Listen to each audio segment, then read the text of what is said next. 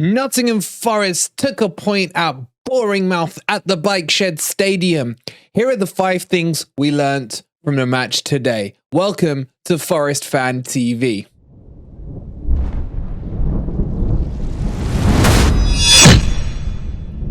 Good morning, good evening, or good night, wherever in the world you are, whatever time of day you're watching this. Hope you're having a fantastic day, and welcome to the match analysis on the 5 things we learned with Bournemouth versus Nottingham Forest, where it finished 1 apiece. In today's video, we'll go through these 5 points. Look, there is some good, bad, and some ugly that we need to cover off. A lot of the ugly is basically Bournemouth's stadium, but we'll get into that in a second. Can I just say thank you to everyone who was in the watch along? We had over 8,000 at some stages. Is crazy views. And thank you to all the new subscribers and all the new members. Your love, your support is what drives us on to keep going with this fantastic journey. So thank you. Can I ask as well, if this kind of content you enjoy, please don't forget, if you enjoy it, you can do it at the end. Test it out first. Give it a like. Subscribe to the channel if you are new. We got everything you need here on Nottingham Forest. But let's get into it, and let's start with the first thing we learnt from today. Point number 1, and I want to talk about Nottingham Forest's away form. It's still a major worry and concern for me. We are a different animal and a different beast at the City Ground, but taking out the Southampton performance, which actually in itself, when you look back at it objectively, was quite ugly, we are still struggling with our road performances, and I don't know what it is. I don't know why they're not quite gelling. We had more possession today than Bournemouth. I think we were about 58% possession, which is the first time in a match this season where we've had more than 50% of the ball, which is absolutely crazy. But even with that, we weren't really making connections in that first half, and for me, the formation didn't look quite right. But there's the players more so than the formation. Didn't seem to be up for the fight. It was a gritty, it was an ugly match.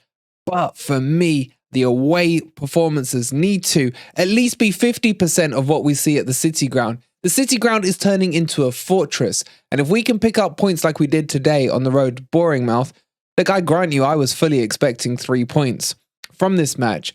But we got to make sure that these away points, 1 or 3 or whatever, is quite consistent in what we're doing. The performances is what I'm talking about. And if I'm being frank and I'm being honest, and I always am, they're not quite good enough on the road at the moment, and they need to improve and need to improve quickly. Do you agree with that, or do you disagree with that? Let me know down below. Point number 2, and we need to talk about Chris Wood and why he was chucked into the team straight away. A lot of you are going to say in the comments, oh, hindsight, Wolverine, oh, it's a wonderful thing and all that. Forget that for a minute and just listen to what I'm going to say to you. It's a couple of things we've learned from it. Point number 1 within the point number 2 is that Chris Wood is 1,000,000% a Steve Cooper signing. Why do I say that? Because it is very rare that we've seen any new signing who's been chucked straight into the team from the off. I can barely remember. I remember Morgan Gibbs-White coming in the second half at Everton after just signing 24 hours ago or so before that. Chris Wood came straight into the team and straight into the starting lineup. Clear as day tells me this is Cooper's signing. So Cooper's going to have to hang his hat on Wood and whether or not he's a success or a failure. Now, I'll be straight with you. I thought he was shit today. I don't know why he was being played wide. I don't understand, like, if you're going to play a striker, especially one as slow as him, he is the New Zealand Weghorst. You can't play him out wide. You can get away with it with Owoni because he has pace as well.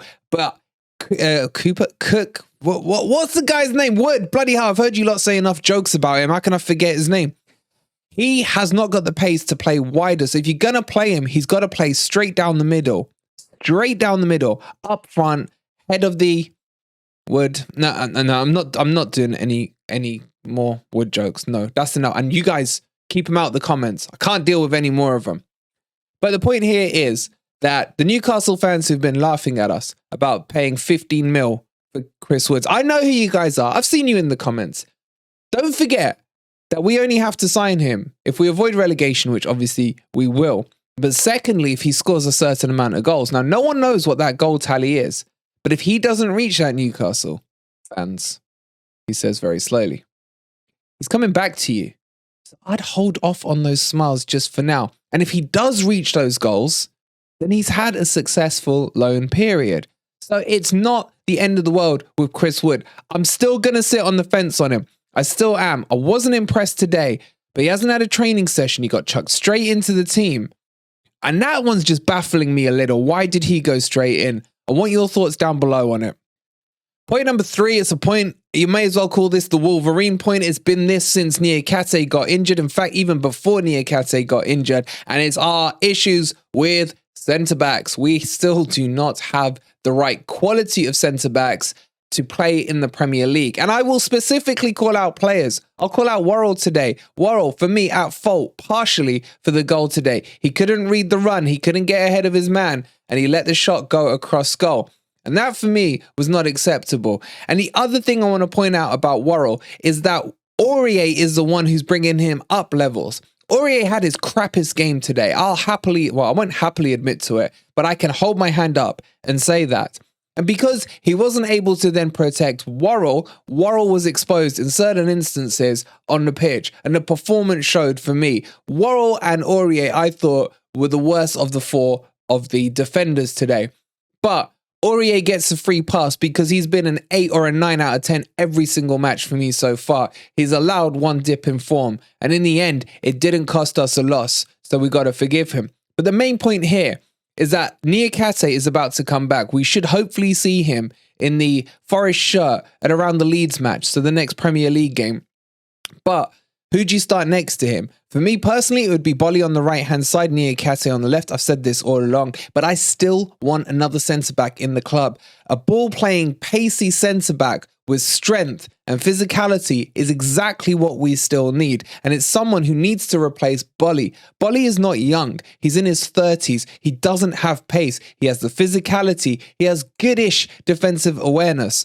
But Niakate needs someone who can partner him in the ilk of someone like an Ndika. I know we can't get him, but this is a profile of player I'm talking. And the best league for these type of players is from the German league, in my opinion. There's loads of hidden talents in there. So I'm well prepared for Forest to go and take a risk and pull one of these out there. I'll still say Lacroix or Lacroix. He's still my number 1 choice to come to Forest. And we could have had him in the summer for 17 mil. That ship has probably long gone and sailed, but a player of that quality is exactly what we need in this defense. And we are getting very, very close to a really well-balanced team here. It's just slowly coming together and we have to remain a little patient with it, but there's still a couple of missing jigsaw pieces from it. Point number 4 is about the players' attitude today, and I've got to give them some credit because although they were playing crap, and let's be straight, it was one of our not greatest performances away, especially against a team as bad as Bournemouth. What I did respect, though, was that their heads didn't drop. We didn't see the old buy one, get one free when it came to conceding a goal. Their heads didn't drop. They kept going. It was ugly, though. The game itself was ugly, and that was created by Bournemouth and the ugliness of their crappy stadium. But we kept in it, and these are the matches that maybe 2 or 3 months ago, we would have conceded 2, 3, maybe even 4 goals in a row. And that didn't happen today. Granted, Bournemouth had their chances to score those goals, but they are, I'm not going to swear, they are seriously crap. So I was pleased to see that. It's good to see a little determination. And as I mentioned at the start of the video, we're picking up some points away from home now. Technically, you could say that's 4 out of 6 in our last 2 away games. Let's see if we can keep on building on that. And it's maybe is a good sign, even though the performances was crap. You can see, you always hear, at the top of the table when maybe a Man City goes and they don't perform well and they sneak out a 1-0 win over a lesser opposition. But they will get praised for it because even when they weren't on par, they were still grinding out a result. This, for me, is a similar level, a similar story at the level we're playing at. So where here we've been able to grind out a point, Forest really should get some accolades for that because Bournemouth are turning in to our bogey team. And not just a bogey team. They're like that bogey you pull out your nose and you go and flick it away and it just stays stuck on your finger and you're sitting there flicking it for the next 20 minutes. That is Bournemouth. So I'm quite happy we came away with a point. I would have loved to have got all 3 points. But the reason the smile went on my face today is because we shoved them back into the relegation zone and they need to go down because they are not a Premier League club.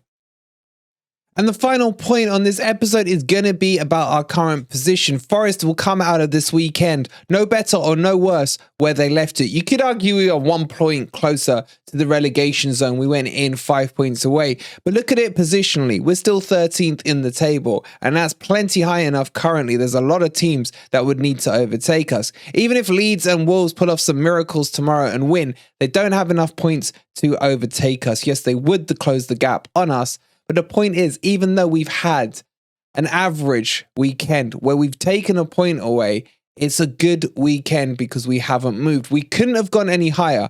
We could only have taken Crystal Palace if we'd tonked Bournemouth something like 11 or 12-0. So no harm, no foul. Let's move forward. And we got Leeds next at home with an extra week's break because we're out of the FA Cup. And obviously the 2 semi-finals coming up against Manchester United. So overall, now that I've calmed down after that crazy last 5 to 10 minutes of the game, you sit down, you think about it, and you think, let's take the point and run. A bit of an Italian job. I hope Bournemouth fans are really pissed off that they didn't get the 3 points, because that will make the smile on my face even wider. But the only thing for me is I still feel like we owe them a slapping. I really do. Hopefully this is the last time we're going to play them for a few years, as Bournemouth are going down. And we don't have to see them again while they rot in the Championship. And hopefully even lower down, because their stadium isn't even Championship quality. My God, if you fart near there, the roof's going to fall off.